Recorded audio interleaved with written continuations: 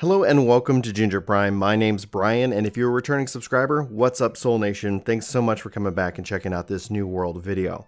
In this guide, we're breaking down commonly asked questions about how you get started, what you should be doing with your gear, how do you trade, how do you send money, how do you do combat. There's so many great questions going on, and I thought this would be a really good opportunity to show off the features of the game, talk about what it's doing, and then later on, especially in the coming weeks, we'll be talking about what we want to see, providing more feedback over on the forums, as well as talking about how magic works and things like that. So there's a lot of content that I'm really excited to share with you about this upcoming MMORPG. But without further ado, let's go ahead and dive into some commonly asked questions as it relates to the game. And honestly, I'm going to start with inventory management. This is going to be critical for your success as a player. And if you look here on screen, we've got a lot of things going on right now. You can see my current gear and has a little white line under it. That is going to basically tell me what my life is like on that piece of gear. If you've ever played an MMORPG, you should be very familiar with the concept of repairing. To do this, you can press the R key and then click,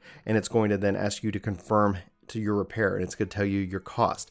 Your gear is going to get damaged if you die, and that's actually something that probably will happen quite frequently in this game, but we're going to give some tips as to how to survive a little bit easier here later in this video. So I'm just going to go ahead and repair all my gear for you guys. It's pretty quick and easy to do so. It's just going to cost you various coin and resources. Now, over here on my right hand side, you can see I've amassed quite an inventory of a gear, and right now my current threshold for holding stuff is at 250.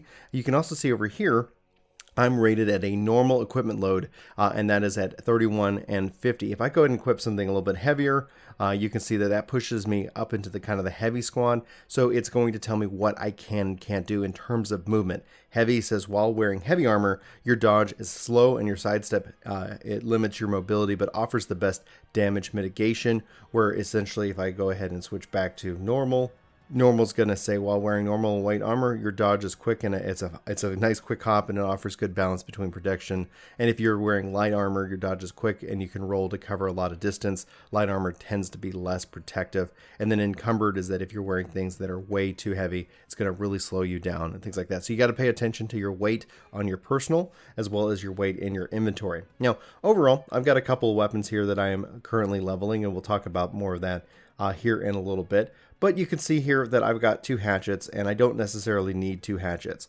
You can do a couple things. For trading, if I wanted to say, all right, here hatchet, I can drag and drop it in here, and now this item is on the floor and anybody can come pick it up and take it. If you're going to play or trade with another player, there is no direct trading outside the auction house. Let me go and grab this because this guy might run up and actually grab it. So you might actually find yourself working in a black market style approach where, hey, let's go run behind these trees where we're alone, infer whatever you want on that. But at the end of the day, that's how you would actually trade. You're going to drop stuff on the floor and they're going to pick it up. You can actually send money direct to another player, and that's actually, I think, really nice, especially as it relates to the coin in this game being, kind of a critical component, but that's going to be how it is. You got a couple other currencies down here besides your coin. You also have a Zoth. A Zoth is going to allow you to teleport and go from different places within the city states themselves. That's how you can fast travel as you unlock new cities. You can also, and it's going to be very important, and we'll talk about camping more in a bit, but make sure that when you go out into the world, you're setting up camps, especially when you get to a location that you're going to be questing in for any kind of mission, because otherwise you're going to find yourself in a walking or running simulator for that part. But we talked about repairing, and that all comes down into the concept of repair parts. So let's say I wasn't going to trade this hatchet to my friend. You can hold down the S key and you can click, and it's going to ask you if you want to salvage. And you can see here I can do so and continue to increase my repair parts as well. So this is one option. I can just keep doing this, and I'm also lowering my my weight, allowing me to take on more and more things. So if I don't necessarily care for that piece of gear, and if I don't feel like selling that piece of gear or trading it to a friend, I can go ahead and just keep filling myself up with repair parts and thus be ready to rock and roll. So you can see how quick and easy it is to salvage and to repair itself. Now, from just using the general functionality of the game itself, In different cities, you're going to find storage sheds like the one that is up here on the left-hand side. The general quest line for the game itself is going to take you into those. Storage sheds will allow you to actually craft from the materials that are there. However, you're going to want to make sure that you that you're actually using the facilities in that area itself. So if I go ahead and drop all of these into this storage shed, you'll find that I can craft with them with any of the stations within the city itself. And any kind of quest items and things like that can't be stored in my shed. So now all of a sudden I am rocking and rolling with my inventory and going from there. Other than that, you're going to want to be able to use the player market. Any trading posts that you find is how you can list and sell and purchase items. More often than not, we see people asking about certain materials. This game is heavily driven right now off of its player economy. Players are going to craft, players are going to gather those materials. You can go out and gather them yourselves, or you can go find ways to make money by using the trading post. It can also save you a lot of time and effort, but note that you'll be subject to taxes. Hence the black market trading, in which that if you can establish and find people who have items that you particularly like and want to acquire, and you don't want to pay the trading tax, you can kind of set up that backwater, drop it on the ground, pick it up, and hope that you get paid, or whatever that arrangement ends up being. It offers a lot of different flexibility with it as it goes from there. And before we get more into combat, I do want to spend some time on that. I'm going to pull up my map, and as you level up and as you play in the different areas, you're going to level in the different zones themselves. You can see here on the map, it's really easy. You can actually press a kind of right click and press markers on your map, and if you're in a party, which is really quite fantastic, your marker is going to show up with a color of your party. So multiple people can actually place markers, and that information is all going to be delivered to you. Any of these question marks is just going to be an uncharted landmark that you'll find. These are great places to visit. You'll also find quests that will end up taking you out there. You can see here where I last died with a red X, and you can see where my current campsite is located. Campsites are incredibly important. Be sure to make sure you're using them not just for healing or crafting materials, but also as a respawn point so that you don't have to run all the way back to the last city that you were visiting. Now you can see here my territory standing right now in Everfall is level 4, and in the different zones I currently am a stranger in those zones outside of First Light where I spawned in. The game is going to spawn you in a different zone depending on, that's just how it is. Sometimes if you were playing with friends, they might be all the way across the map. So you have to find ways to kind of work yourself to them. But as you play in that zone, you're going to level up, and every time you level up that zone for yourself, you're going to get a whole selection of perks. These are pretty awesome perks. Personally, for me, I am focusing right now on XP gain, so I'm going to go and pick that, and that's going to be my new perk. Every time you'll see a whole different selection of perks, and that is just kind of how that ends up working. And now I'm going to get more experience gained when I am doing any kind of quests or more within this zone. It also applies to faction up and zone leveling up and things like that, as well as reducing the overall taxes that are applied by the different companies. So let's go back into the map and talk about taxes and things like that. You can see the different factions that control it. Green represents Marauders, purple represents Syndicate, and yellow represents the Covenant, that's what I'm actually a part of. And you can see here a Covenant is getting its butt handed to it. White represents uncontrolled land zones. So as the game has been filling out, you can see that the different areas are being challenged and being undermined accordingly. You can also see within that, who is actually controlling it, whose zone is actually governed by. You can see controlled by it, which is one of the 3 factions. And then you can see, in this case, Validus on our server here has been dominating, and also using their domination to recruit more people to their side, and obviously I think help with that aspect.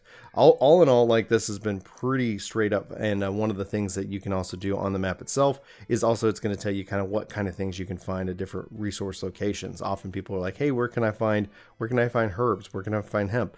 You can go and use your maps to hopefully the best of your abilities. Now, combat in this game can be very meaty. You can see here with this wolf, he's going to do a nice little telegraph there to help let me know he's doing a charge up attack. Thankfully, I'm able to best him. I'm going to tell you hands down right now, if you're playing this game, especially in solo, you're going to want to take a melee weapon with you. The magic, if I switch over to my staff here, it's got to be very precise. And even though I've got several spells, you'll see here that I've got the kind of a flamethrower. Let me just go ahead and fire that off for you. This is fantastic for doing kind of AoEs. If there's a lot of different enemies around, or if there's a lot of different players around, you're going to want to be able to use your flamethrower. Anything that kind of has an AoE centric ability. I also kind of have the, as a fire staff, the whole meteor fire spell here. This is very critical, and you can see it just drains my mana, but being able to get those hits on the target is going to feed you with that weapon's experience. This is critical, so if I pull up kind of the K to kind of look at my weapon mastery chart here, as it goes, leveling my fire staff has been a lot easier than it has been leveling my life staff. Due to the AoE nature, I find that often that, like, because somebody might be in my way, I'm not actually registering any hits, and thus I'm not necessarily getting any weapon experience. So I've been able to go pretty much from level 0 fire staff up to level 6 with like a fraction of the time that it's actually taken me to get my life staff to level 6. Straight sword in this case is also level 6. Clicking on any of the weapons, you'll see that they level up, and as you get these different points, you can apply them both for the skills, which are the kind of the big squares, and the circle ones, which are various perks. When you unlock a perk, it has a bigger circle that it kind of approaches to you, and you can always respec your skill tree for different costs later on in the game, but right now it is set to free to be able to respec. And as you up and up tiers, it kind of opens up these different layers. You can see these little lines that as I use points, it goes down further and further, and will open up new skills and new abilities that I'll have access to in the game as well. So just kind of keep that in mind. It's very kind of important. Now, as you approach different like landmarks where you're going to find lots of tough and challenging enemies, it's very important that you actually set up a camp. If you have a previous camp already set up, you can actually hold Y to break it down. You can only have one camp set up at a time.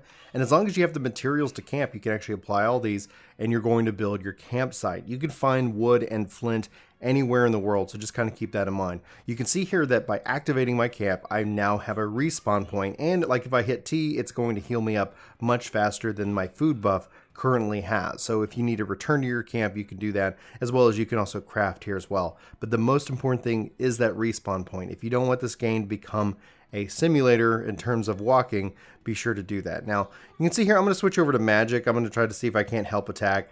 Magic requires a much higher level of precision than using kind of a melee weapon. So if you're on your own, like I was saying earlier, you want to be able to pull out your melee weapon and kind of hit, because it's going to allow you to kind of see those telegraphs a little bit easier, block, and not take as much damage.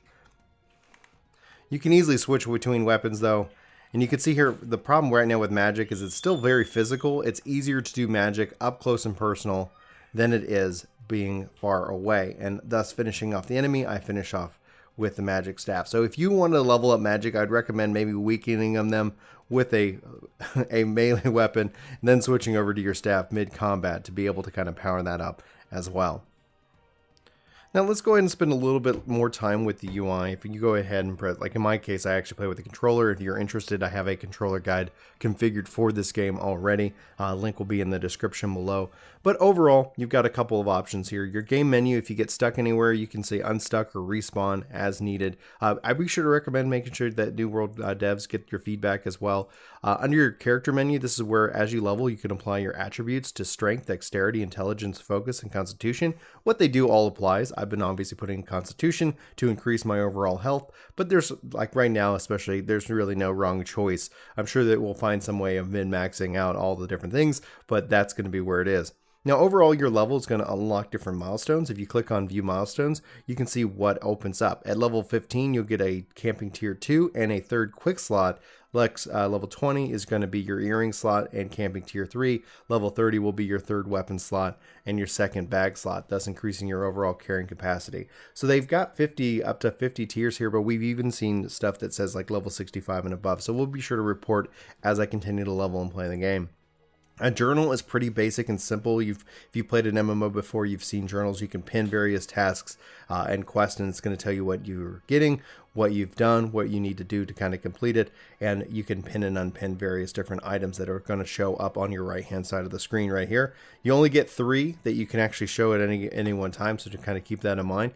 It has it broken up by location, your quests, your faction missions, which once you hit level, it's not really a level based, it's as you kind of do the quests, you'll eventually be added into a faction, and once you have a faction, you can then do PvP, and you can flag for PvP in town, and then you have to keep that on pretty much while you go out. I cannot at the time flag for PvP because I'm just out and about in the world.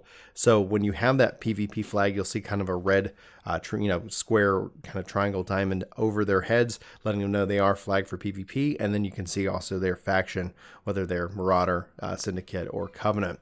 You also see various town projects and recipes that you're working on. We've covered the map quite in detail, but lastly, you have a company. Companies can be formed without like members sign on, so you can do a bunch of different things. I just kind of created one for just the test. You have message of the days. You see your members. You can invite and do different things from that. You see any kind of wars if your company is at war with anything, your different ranks, your siege window, and current treasury, which you can currently deposit money into to be able to do different things within the game. If you want to go find your friends list, you can see this listed over here. You've got various options, direct message, you can invite to group, and your group just keeps filling out. So you can actually play with people all over that are on your friends list, and you'll actually show that they'll show up on your list and tell you how far away they are. We typically play in a group, even though if we're not all actively doing the same kind of thing. It's been quite enjoyable that way. Lastly, you have the chat. You got your feed, your global, your area chat, your help chat, your recruitment chat, your faction chat, which is a part of the Covenant, your company chat, your console chat, and you can also direct message chat to individual players as well. Typically, the feed tends to be both entertaining and also allowing people to ask lots of questions. And honestly, I really kind of enjoy it. It's kind of fun to be running around, seeing lots of players in the open world and chatting and asking questions about the game. Thus, this is one of the reasons why I want to sit down and make this video for you. There's a lot that we have to do, and then I want to spend some time especially mastering magic, but it is a challenge, especially when as a solo player doing that, because of the precision that it requires. It's very easy to miss a spell, and that could be the kind of the difference between life and death. Guys, if you found this video interesting, just let me know. Like, if you have any questions about this game, let me know in the comments below. Hopefully I can help ease you into this world, into this quote-unquote new world for this upcoming MMO by Amazon. Anyway, for Ginger Prime, my name's Brian. Thanks so much for watching. I hope you have a fantastic day, and I hope to see you in my next video. But until then, take care.